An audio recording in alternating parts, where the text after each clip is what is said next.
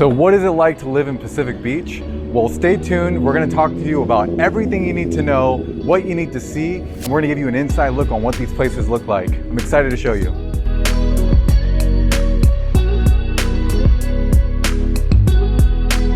Here we are at Dirty Birds, one of the best places for wings, happy hour, and it's just overall a good time. So that's actually going to be on the main street over here on Mission Boulevard. There's tons of other places. If wings is not your thing, you could check out the Taco Surf right across the street. You could have the Toasted Subs and Mr. Moto Pizza. Look at that. So many things.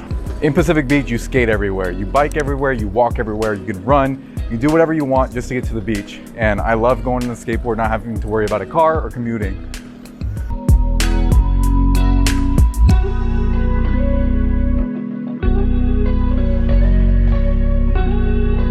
Okay, we're here at Kono's. We're about to eat. It's a really cool spot. You wouldn't know it by just walking by because it has an older building, but it's really great. You ask any local here in PB and they'll tell you they've tried Kono's and come here often.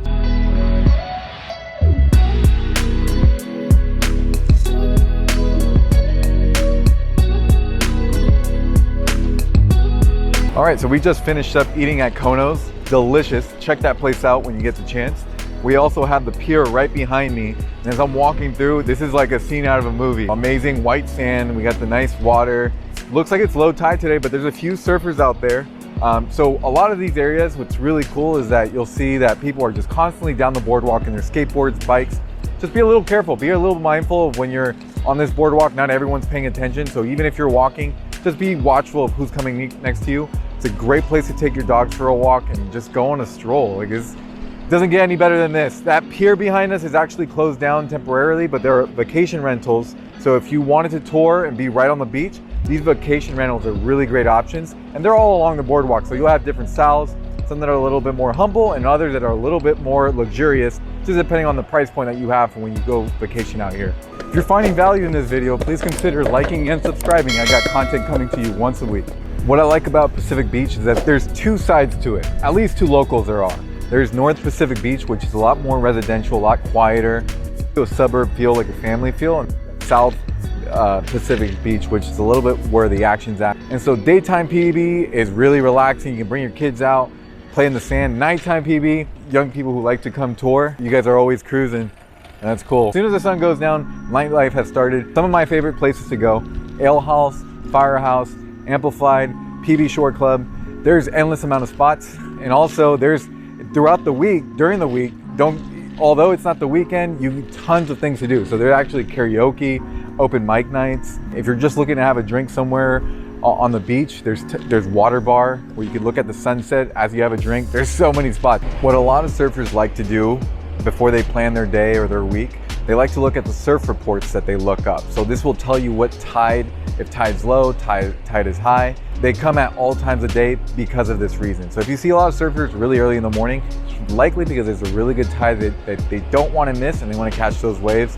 And if you're just someone simply who likes to enjoy watching the beach, I'll tell you, these guys are amazing. They'll do all sorts of cool tricks. And if you're a beginner, this is a perfect place to start because there's tons of places where there is low tide where you can just practice learning on a stand, and there's tons of local surf clubs. We're actually here at Garnett.